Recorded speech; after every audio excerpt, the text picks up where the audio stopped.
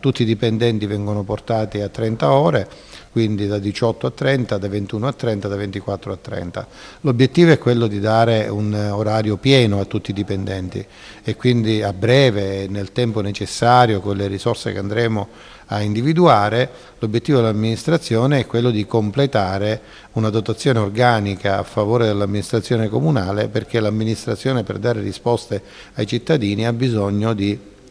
risorse umane e professionalità.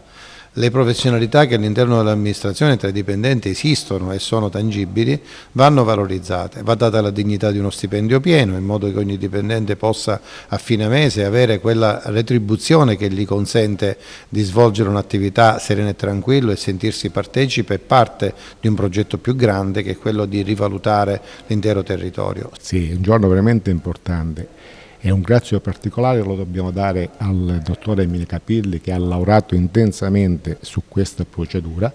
dando appunto dignità a tutto il personale che dal 18, 21, 24 ore passa a 30 ore. Ma il mio auspicio è un altro,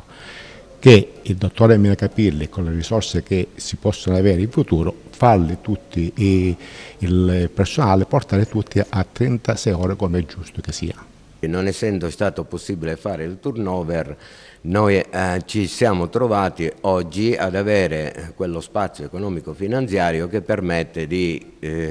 ricreare una struttura più funzionale, soprattutto nel momento in cui si eleva sia l'impegno orario lavorativo di tutti i precari, sia per l'ottenimento di obiettivi funzionali e fondamentali dell'ente. Dobbiamo dare atto al sindaco, all'amministrazione comunale, in particolare alla segretaria generale,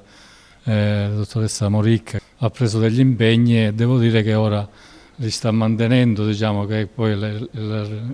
cura la regia e mette al lavoro, diciamo, tutti i funzionari comunali. Devo dire che su questo punto di vista diamo applauso all'amministrazione comunale.